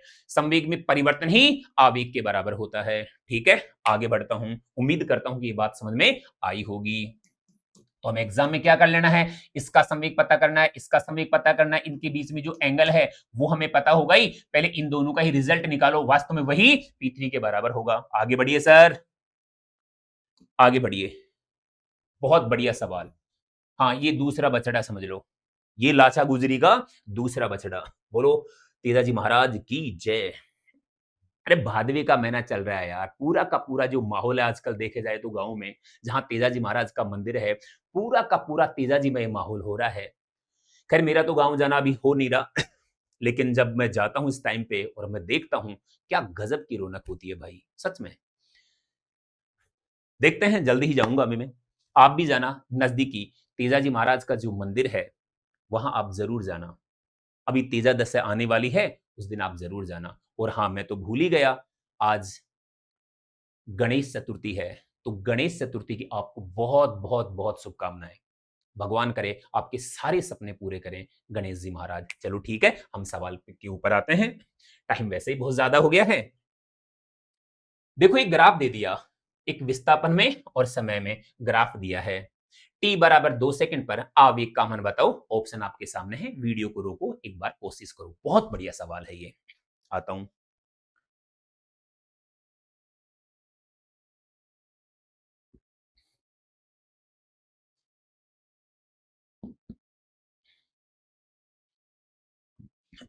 आइए सर, इसे कैसे सोल्व करें? और दिक्कत ये कि माइनस और प्लस दोनों दे रखे हैं। 0.8। अच्छा हाँ, इसमें एक चीज और, द्रव्यमान का मान है 0.4 किलोग्राम, ये मैं देना भूल गया। तो देखो आप, सर आवेग क्या होता है? आवेग जिसे इंपल्स कहते हो वो होता है डेल्टा पी वेक्टर। सर वो होता है m v final minus v initial vector. समीकरण नंबर 1 आंसर आ गया यार। आई बराबर एम का मान कितना दे रखा है 0.4। अच्छा, वी फाइनल और वी इनिशियल हमारे लिए लड़ाई है। सर कितने सेकंड पे पूछ रहा है? सर ध्यान देना सर, ये देखो यहां, और इसका जो मान दे रखा है वो है वास्तव में 2 है ना, तो ये 2 है, ये 1 है। हाँ, एक बार मैं देख लेता हूँ सवाल को, शायद मैंने जल्दबाजी में पूरा इसीलिए नहीं लिख पाया क्योंकि पहले मैंने बढ़िया लिखा था। ये लाइट जाने की वजह से मेरे साथ ये दिक्कत हो रही है। पर आइए आप, ये वास्तव में x का जो मान होगा वो मीटर में है, इधर विस्थापन दिया है, इधर समय दिया है और ग्राफ आपके सामने है। तुम हट जाओ यार एक बार। अब देखो, विस्थापन समय वक्र की जो ढाल है वो वेग को बताती है, वेग को बताती है। ये वाली ढाल पॉजिटिव है, ये वाली ढाल नेगेटिव है, ये वाली ढाल पॉजिटिव, ये वाली ढाल ढाल नेगेटिव। यहाँ पर जो वेलोसिटी है वो पॉजिटिव आएगी, यहाँ वेलोसिटी नेगेटिव आएगी। ये वेलोसिटी कहाँ से आ गई ढाल बोलते बोलते? एक दिन बोला है मैंने, विस्थापन समय वक्र की ढाल। तो विस्थापन समय वक्र की ढाल, ढाल बराबर टेन थीटा बराबर वही खड़ी रेखा अपॉन आड़ी रेखा, विस्थापन बटा समय वेग के बराबर होगा। और सर यकीन कर लो, यहां पर जो वेग का मान आएगा वो प्लस में 1 मीटर प्रति सेकंड होगा। सर यहां पर जो वेग होगा इसका मान माइनस में 1 मीटर प्रति सेकंड होगा। आप ढाल से पता कर लेना, बस ये वाले ढाल पॉजिटिव, ये वाले ढाल नेगेटिव। ठीक है, यानी कि मैं ये कह सकता हूं v फाइनल का मान माइनस में 1, फिर माइनस आया, और v इनिशियल का मान प्लस में 1, तो फिर I बराबर आया 0.4, ये आया माइनस और माइनस मतलब माइनस में 2, इसका मान आया 0.8, और वही मात्रक, और मात्रक कितना, किलोग्राम इंटू मीटर प्रति सेकंड, कुछ ऐसा आया। ठीक है, आगे बढ़ते हैं। अच्छा एक मिनट सर, अगर वो 4 सेकंड पर पूछता तो इतना ही आता पर पॉजिटिव आता। सर फिर अगर वो 6 सेकंड पर पूछता तो ये सेम आंसर आता जो माइनस वाला है। यहां पर पूछता तो, यहां पूछता तो एक बार फिर पॉजिटिव आता। सर एक बार बता ही दो। चलो बता देता हूं, आओ। मैं चाहे मैं 4 सेकंड की बात करूं, चाहे मैं 8 की बात करूं, बात एक ही है। पता है इस रेखा पर वेग का मान जो कि v फाइनल होगा, ओ भाई साहब, v फाइनल वो प्लस में 1 है। पता है यहाँ पर जो वेग का मान होगा वो माइनस में 1 है, यानी कि फाइनल तो +1 और इनिशियल -1। तो आज हम क्या कह देते, अब खुद सोल्व कर लेना यार। अगर मैं 8 सेकंड की बात करूं तो यहाँ m v final minus v initial 0.4, आज फाइनल कितना है, यहाँ पे +1, फिर माइनस इनिशियल कितना है -1, और ये हो जाएगा प्लस में 0.8 यूनिट, ऐसा होगा। मतलब यहाँ पर आवेग का मान माइनस में 0.8, अरे भाई हेलो, यहाँ पर इस पॉइंट पर प्लस में 0.8, माइनस में 0.8, प्लस में 0.8। आपने अगर ये लिख लिया है पूरा का पूरा, तो आवेग की बात यहां मैं कह सकता हूं, यहां पर आवेग का मान माइनस में 0.8 यूनिट, यहां पर प्लस में 0.8 यूनिट, फिर यहां पर वापस माइनस में 0.8 यूनिट, यहां पर वही प्लस में 0.8 यूनिट। ऐसा हमें समझना है। और सुनो, और सुनो, सवाल नंबर 2 ही है पर मैं इसी में बात करूंगा। सर हमें सवाल ये भी कह सकता है, वो एनसीईआरटी का सवाल है ये जो मैं अभी देने जा रहा हूं, एग्जाम्पल के रूप में ले रहा हूं। ये लो, इधर x, इधर समय ले लिया t, और ध्यान दीजिए अब आप, ये 2 ले लिया, 4 ले लिया, 6 ले लिया, 8 ले लिया, जाने दो। इधर कुछ भी आप अपने मन से कुछ भी वैल्यू ले सकते हो यार, कोई दिक्कत नहीं। चलो मैं ले लेता हूँ यहाँ 4 ले लेता हूँ, 8 ले लेता हूँ, 12 ले लेता हूँ। ये मीटर है तो ये सेकंड है। वो कहता है 4 सेकंड पर आवेग बताओ, t बराबर 4 सेकंड पर आवेग बताओ। भैया एनसीईआरटी का सवाल है, जाके देखना। यहाँ जो द्रव्यमान है इसका मान मैं 0.2 किलोग्राम दे देता हूँ। मतलब आपको क्या देगा, द्रव्यमान देगा, आपको क्या देगा, ग्राफ देगा, और क्या पूछेगा, आवेग पूछेगा, और पूछेगा ही। ठीक है सर, बताइए आगे आप तो कैसे सोल्व करना है। I बराबर m v final minus v initial. देखो लगे हाथ हमें कम से कम वेलोसिटी ज्ञात करने का फिर मौका मिला, वो भी ग्राफ से। मैं इसकी बात करूं, यहाँ इस रेखा पर ढाल पॉजिटिव है, और इस रेखा पर जो वेलोसिटी होगी वो इनिशियल होगी, और इसका मान टेन थीटा के बराबर होगा, और टेन थीटा बराबर लंब बटा आधार होता है। ये तो है 8, ये है 4, यकीन करो इसका मान 2 आएगा। फिर यहाँ ये सीधी रेखा बन गई। सर ढाल का मान 0 है तो यहाँ वेलोसिटी 0 है, और ये v फाइनल है। कुल मिला के यहाँ पता है क्या कह सकते हैं, t बराबर 4 सेकंड पर v इनिशियल बराबर तो 2 मीटर प्रति सेकंड, और v फाइनल बराबर 0। बस वैल्यू पुट करनी है, m की वैल्यू जल्दी जल्दी 0.2, v फाइनल कितना 0, फिर माइनस, और वो कितना आ रहा है, ओ भैया 2। यकीन करो इसका आंसर माइनस में 0.4 किलोग्राम इंटू मीटर और सेकंड, ऐसा होगा। एनसीईआरटी की बुक में ये सवाल दे रखा है। आगे बढ़ो, चलते हैं आगे। ठीक है, ये देखो आप सवाल, भाई साहब यहाँ सिक्के हैं, ये 1 2 3 4 5 6 7 8 9 10 सिक्के हैं। प्रत्येक सिक्के का द्रव्यमान m बोला गया है।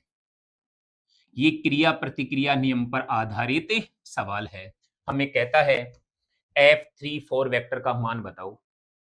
F34 वेक्टर का मान बताओ। इसका मतलब है तीसरे पर चौथे के कारण लगने वाले बल का मान बताओ। सर आपके सामने ऑप्शन ऐसे होंगे, 3 mg ऊपर की ओर, 3 mg नीचे की ओर, जिसे माइनस कह सकता है। तीसरा 7 mg ऊपर की ओर, और चौथा माइनस में 7 mg नीचे की ओर। ऐसे हमारे सामने ऑप्शन होंगे। और फिर क्या कह रहा है, तीसरे सिक्के पर परिणामी बल का मान बताओ। और ये निकाय धरातल के ऊपर है भाई, रेस्ट में है, ना ऊपर जा रहा, ना लिफ्ट में है, ना कुछ और। सोचो देखें क्या आंसर होगा इसमें।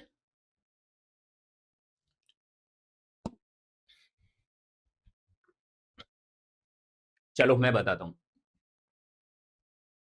आप हटिए सर, क्या बोला था, शायद F34 वेक्टर। तो देखो क्या करना है, 34 वेक्टर तीसरे और चौथे के बीच में चले जाइए, यहां चले जाइए सर आप। ये लो, ऊपर जो बल लगेगा उसे तो कहोगे 4 3 वेक्टर, यानी कि 4 पर 3 के कारण जो नीचे बल लगेगा उसे कहोगे 3 4 वेक्टर। इसे 4 3 वेक्टर, इसे 3 4 वेक्टर। इसका मतलब है 4 पर 3 के कारण, पहले लिखा है मैंने, और इसका मतलब है 3 पर 4 के कारण। पता है इसका मान कितना होगा। एक ये जो लाइन खींचते हो ना, इसके नीचे वाले द्रव्यमान का कोई रोल नहीं है। नीचे तो धरती माता भी है, उसका भी ले लो फिर। तो जो नीचे द्रव्यमान आते हैं उसका कोई रोल नहीं है, बस ऊपर वाले द्रव्यमान 1 2 3 4 5 6 7, यानी कि इसका आंसर आएगा 7 mg। इसका भी आंसर आएगा 7 mg। इसके डायरेक्शन ऊपर, इसके डायरेक्शन नीचे, मतलब ये पॉजिटिव, मतलब ये नेगेटिव। क्या पूछा, 3 4 पूछा। आंसर कौन सा होगा सर, आंसर होगा हमारा चौथा, जो नेगेटिव, जो माइनस में लिया गया है वो होगा। उम्मीद करता हूं कि बहुत आसान और बहुत सरल सवाल है ये, कोई दिक्कत ना होगी। ध्यान क्या रखना है, बस जिन दो सिक्कों की बात करता है वहां लाइन खींचो। नीचे वाले कितने सिक्के, उनसे लेना देना नहीं है। क्या बोला, नीचे तो पृथ्वी भी है, उसका भी ले लो फिर। उसका नहीं लेना होता है, इस लाइन के ऊपर का ही लेना होता है। आंसर आ गया। ठीक है सर, और क्या पूछा कि तीसरे सिक्के पर परिणामी बल का मान क्या होगा। इन सभी सिक्कों पर परिणामी बल का मान शून्य होगा, मैं आपको बता दूं, क्योंकि निकाय साम्य अवस्था में है। सभी पर परिणामी बल वो जीरो होगा। एक सिक्का दूसरे पर लगा रहा है वो ठीक है, वो क्रिया प्रतिक्रिया नियम की कहानी है, लेकिन टोटल बलों की बात करें तो उसका मान जीरो होगा। थैंक यू, आगे बढ़ता हूं, बढ़िया सवाल है, पूछा जा सकता है। चौथा सवाल देखो, घिरने वाला सवाल है। M1 द्रव्यमान 10 किलोग्राम का, M2 द्रव्यमान, ओ भाई किसने लिखा 5 किलोग्राम द्रव्यमान का। कहता है डोरी में तनाव बताओ। और ये जो स्प्रिंग देख रहे हो आप ना, इसमें इसका पाठ्यांक बताओ। जो स्प्रिंग तुला है इसका पाठ्यांक बताओ। ठीक है भाई, निकाय का त्वरण सीधा सीधा याद रखना, टाइम नहीं है हमारे पास। त्वरण के लिए सूत्र आएगा, एक बार ऊपर घटा देना द्रव्यमान को, नीचे जोड़ देना द्रव्यमान को, m1 प्लस m2, और भैया यहां g। तो देखो कितना आंसर आया, a बराबर घटाना, 10 में से 5 गया, चलो 10 माइनस 5, फिर ये 10 प्लस 5, और g का मान g रहने दो, तुम हटो यहां। a बराबर 5/10 और g रहेगा a बराबर g/3 रहेगा, यानी कि a बराबर 10/3 मीटर प्रति सेकंड स्क्वायर। ये आंसर ध्यान रखना है। सर डोरी में तनाव, तनाव के लिए भी याद रखो, कहां लिखना चाहिए अपन को यार, यही बता देता हूं भाई। तनाव के लिए सूत्र होगा T बराबर 2m1m2m1 प्लस m2, और ये आ गया जी। बस अब आप खुद सोल्व करना, आंसर आ जाएगा। सर तुला का पाठ्यांक कितना होगा, अगर आपने तनाव ज्ञात कर लिया है ना, तो तुला का पाठ्यांक देखो, यहां नीचे की ओर तनाव टी, नीचे की ओर तनाव बल टी, यहां पर जो तनाव बल होगा उसका मान 2t होगा, और यही इसका पाठ्यांक होगा। ठीक है, तो तुला का पाठ्यांक हम वहां से पता कर लेंगे। आज चलो मैं आपको टी का मान बता देता हूं। टी बराबर 2 × 10 × 5, दोनों को जोड़ोगे तो 15, और ये आ गया जी। टी बराबर कितना आ रहा है, ये कुछ इस तरीके से 20/3 हाँ 3 से कैंसिल हो जाएगा, और ये जी यकीन करो 200/3 और न्यूटन में होगा, और इसका जो पाठ्यांक होगा 2t यानी कि 400/3 न्यूटन में होगा। ऐसे हमें याद रखना होगा। और सुनो, यहाँ अगर आप घिरने वाले सवालों के लिए कोई ट्रिक अगर देखना चाहो, कोई फॉर्मूला अगर आप ढूंढना चाहो, तो एक छोटी सी बात मैं बता देता हूं। ये घिरनी है, ये द्रव्यमान m1 है, ओ भैया यहाँ ये द्रव्यमान m2 है, और ये कुछ इस तरीके से आ रही है, ये एंगल θ1, ये वाला एंगल θ2। ठीक, और हमें क्या बताना है, इसका त्वरण बताना है, और डोरी में तनाव बताना है। तनाव के बहुत सारे रूल होते हैं, पर अब रूल ज्ञात करने का और ध्यान रखने का टाइम नहीं है, आप तो सीधा सीधा ध्यान दें। नंबर 1, पता है त्वरण का मान क्या होगा? इस निकाय के लिए त्वरण का मान क्या होगा? इस निकाय के लिए त्वरण का मान होगा m1 sin θ1 minus m2 sin θ2 upon m1 plus m2 और इनटू जी। सर आप याद रखें, इसके अलावा और सुनो सर, तनाव का मान कितना होगा? तनाव का मान होगा, कहां लिखा जाए, इधर लिखूंगा, तनाव का मान T बराबर T1 T2 T1 plus T2 साइन θ1 प्लस साइन θ2 इंटू जी।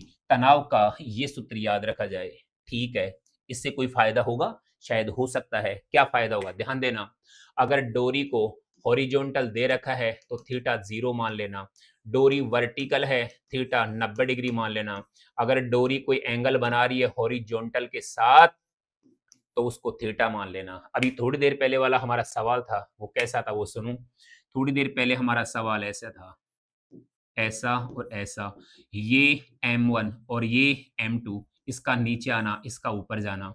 सर पता है वर्टिकल है ये डोरी, यहाँ θ1 90 डिग्री, ये भी वर्टिकल है θ2 90 degree, 90 degree sine 90 degree sine 91, क्या बचा? m1 minus m2, m1 plus m2 और जी। खत्म।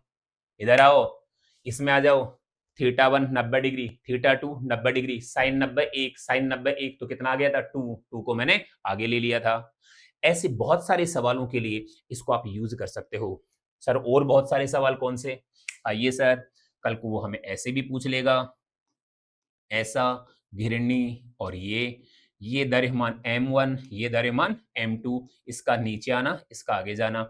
यकीन करो यहाँ θ1 हमें 90 लेना पड़ेगा, θ2 हमें 0 लेना पड़ेगा, आंसर आ जाएगा। बिल्कुल, तो आप इसे याद रखिएगा। सर आगे बढ़ता हूं, थैंक यू। ये देखो, ये भी अच्छा सवाल है। ये कोई बंदर है, ये कोई बंदर है। श्री कृष्ण गोविंद हरे मुरारी, हे नाथ नारायण वासुदेवा, श्री कृष्ण भगवान की जय। पिक्चर अभी बाकी है, पिक्चर अभी बाकी है। आओ भाई, पेड़ है, ये डोरी है, डोरी में तनाव पूछा है, और एक बंदर है। इस बंदर का जो द्रव्यमान है वो m है। ये बंदर कभी ए तवर्ण से ऊपर तो कभी ए तवर्ण से नीचे उतरता है, तो डोरी में तनाव क्या होगा? सीधा सीधा याद रखो सर आप तो, डोरी में तनाव बराबर होगा m g प्लस माइनस ए। ए यहां बंदर का त्वरण है, बंदर का त्वरण है। सर प्लस माइनस कब? जब बंदर ऊपर जाए तो प्लस ले लेना, जब बंदर नीचे आए तो माइनस ले लेना। पर याद रखना, ये यहां त्वरण है, त्वरण। यानी कि बंदर अगर ऊपर चढ़ेगा तो डोरी में तनाव बढ़ जाएगा, बंदर नीचे उतरेगा तो डोरी में तनाव कम हो जाएगा। और काम की बात सुनू, एग्जामिनर आंखों में धूल झोंकेगा, वो पता है क्या बोलेगा? कि एक बंदर है, वो ऊपर की ओर 10 मीटर प्रति सेकंड की चाल से ऊपर जा रहा है, इसका द्रव्यमान भी वो दे देगा। बताओ डोरी का तनाव क्या होगा? और हम बेचारे भोले भाले, हम क्या करेंगे? इसका द्रव्यमान होगा जी होगा, ए का मान भी 10 ही लगा देंगे, जो कि गलत होगा। ये सर वेग है, सर ध्यान दो, नियत वेग है, और ऐसी कंडीशन में त्वरण का मान 0 होगा। यानी कि बंदर नियत वेग से ऊपर जाए, नियत वेग से नीचे आए, तनाव का मान कांस्टेंट ही रहेगा, और उसका मान mg के बराबर होगा, क्योंकि ऐसे केस में त्वरण का मान 0 होगा। तनाव तब बढ़ेगा जब त्वरित गति करके ऊपर जाए, तनाव तब कम होगा जब मतलब वो नीचे की ओर उतरे, ए त्वरण से नीचे उतरे, ऐसी कंडीशन है। आज मैं बंदर की बात कर रहा हूं, कल को वो चोर की बात करेगा। एक चोर है और वो डोरी की सहायता से एक बिल्डिंग पर चढ़ रहा है। बताइए कि डोरी का तनाव कितना होगा। और सुनो, ये इस डोरी की सहायता से नीचे उतर रहा है। और अगला सवाल ले लेता हूं, 1 मिनट। फिलहाल तो आप इसे देखिए कि भाई डोरी में तनाव का मान कुछ ऐसा होगा, टी बराबर एम जी प्लस माइनस ए क्या है यहाँ? त्वरण है। किसका? बंदर का। त्वरण है, वेग नहीं है। अगर नियत वेग से ऊपर जाए या नीचे आए तो वास्तव में अगर वेग नियत हो तो त्वरण का मान 0 होगा और टी का मान केवल और केवल mg होगा। ठीक है, मैं कुछ और बताने वाला था। देखो मैं कुछ और क्या बताने वाला था। मैं वही बंदर वाली कहानी को छोड़ के एक चोर वाली कहानी में आ गया था। यहाँ पे एक डोरी है और ये चोर, चलो ये चोर ऐसे देखो, ये नीचे उतरने वाला है। इस चोर का खुद का द्रव्यमान है 60 किलोग्राम, पर डोरी ज्यादा से ज्यादा कितना बोलूं, 400 न्यूटन का तनाव सहन कर सकती है। तनाव तनाव सहन कर सकती है। ज्यादा से ज्यादा 400 न्यूटन का तनाव सहन कर सकती है। ये चोर कितने त्वरण से नीचे उतरे कि डोरी ना टूटे? कि इसमें क्या है, टूटने वाला है सर। पता है इस आदमी का खुद का भार कितना है? mg, m का मान 60, g का मान 10, कितना? 600 न्यूटन। तो इसका खुद का भार हो गया और डोरी 400 पर तो टूट जाती है। तो वो कहता है कितने त्वरण से नीचे आए कि डोरी ना टूटे। सर कोई दिक्कत नहीं, बहुत आसान और बहुत ही सरल। टी बराबर वही एम और आज जी माइनस ए लेना है। इसका मान वो कितना सहन कर सकती है डोरी? 400 न्यूटन। सॉरी यार, आज क्या है, थोड़ा जल्दी लिखना ही पड़ेगा मुझे। ये 400, एम का मान कितना है? 60, इसका मान 10 और ये माइनस में ए, और ए आपसे पूछा जा रहा है। ठीक है, तो अब आप देख लीजिए सर, जहां तक मैं समझ पा रहा हूं आपको सॉल्व ही करना है। ये आ जाएगा 400 बराबर 600, फिर माइनस में ये 60 ए हो गया, यानी कि ये 60 ए बराबर 200, ए बराबर काटा पीटी, यकीन करो 10/3, इतने मीटर प्रति सेकंड स्क्वायर से उसको नीचे आना पड़ेगा। कैलकुलेशन एक बार और चेक कर लेना। हाँ बिल्कुल, कहीं जल्दबाजी में गलती होने की संभावना हो सकती है, पर कॉन्सेप्ट समझो। जब ए त्वरण से नीचे उतरेगा तब तनाव का सूत्र ये।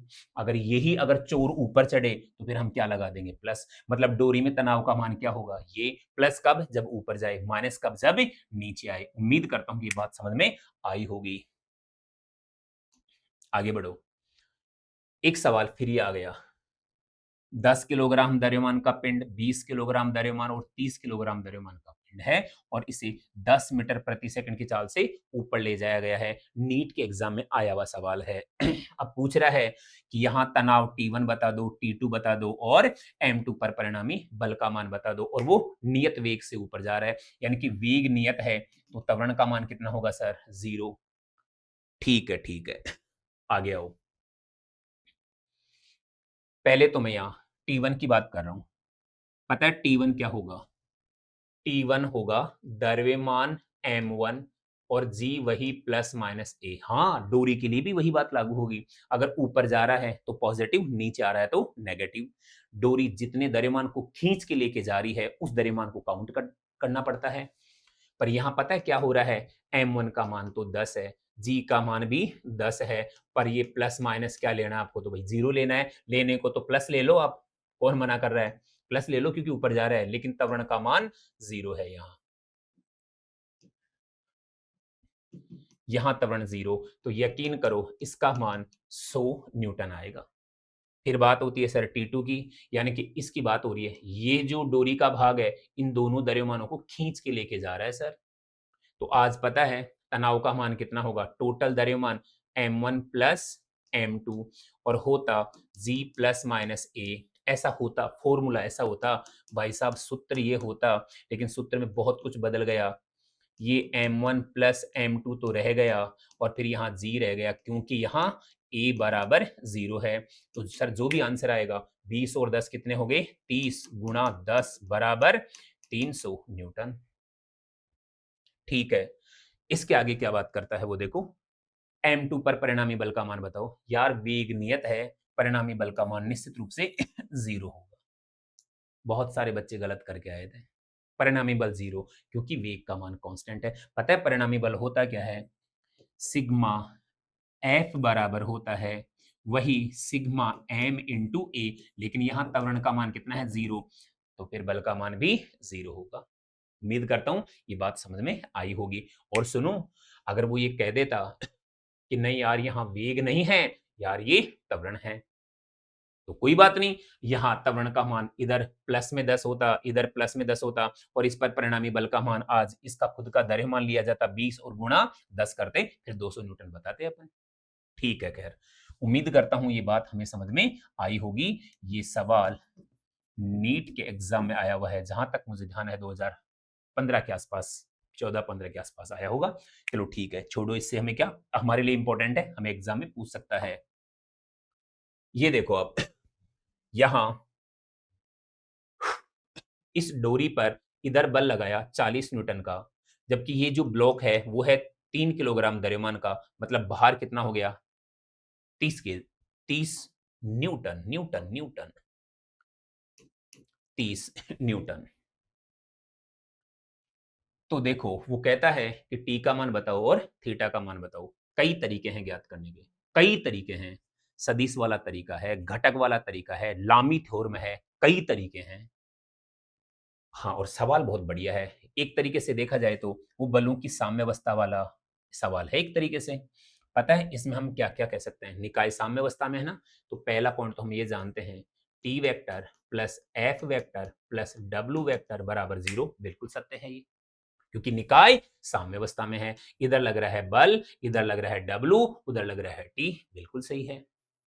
अच्छा ऐसा है क्या? बिल्कुल। दूसरा देखो, अगर इनके बीच में एंगल, मैं बोल रहा हूं कई तरीके से सोल्व कर सकते हैं, ये तो एक तरीका ले रहा हूं मैं। इनके बीच में एंगल 90 डिग्री का है, तो आप देखो वास्तव में टी वेक्टर बराबर आप कह सकते हो F vector plus W vector, और यहां होगा माइनस, यहां माइनस। पता है टी का परिमाण कितना होगा? F square plus W square, और इसका रूट, एफ का मान है 40, इसका होल स्क्वायर 30, इसका होल स्क्वायर और रूट, यकीन करो 50 न्यूटन आएगा। ठीक है, 50 न्यूटन आएगा। वैसे भी समझो इन दोनों का जो परिणामी आ रहा है वो 50 न्यूटन ही आएगा।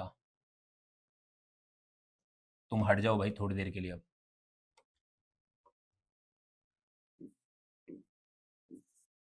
तो ये 30 न्यूटन आ गया, ये परिणामी बल आ गया जो किसके बराबर है? टी के बराबर है। वास्तव में ये जो परिणामी बल आया F square plus W square, इसका रूट आया और इसका आंसर 50 न्यूटन आया भाई। अब ये 50 न्यूटन आया, हमें थीटा पूछ रहा है। आप यकीन करो अगर ये थीटा है तो ये एंगल भी थीटा होगा। अगर ये थीटा है तो भाई साहब ये होगा लंब, और भाई साहब ये होगा आधार। भाई साहब लंब वाला ये सदिश इसके बराबर है, यानी कि 40 के बराबर। आधार वाला 30 के बराबर है। पता है क्या कह सकते हो? टेन थीटा बराबर लंब बटा आधार 40 बटा 30 बराबर 4/3 होगा, और थीटा का मान 53 डिग्री होगा, जैसा कि हम जानते हैं।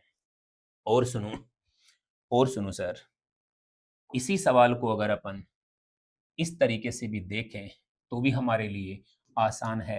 एफ है, डब्ल्यू है, ये थीटा है और ये टी है। घटक बनाइए टी के, घटक बनाइए। ये थीटा है तो ये भी थीटा होगा, ये थीटा है ये भी थीटा होगा। ये वाला घटक टी कॉस थीटा, घटक बनाना आना चाहिए, थीटा के पास वाला कोस होता है। ये टी साइन थीटा, साम्यावस्था में क्या होगा? टी साइन थीटा बराबर एफ। साम्यावस्था में क्या होगा?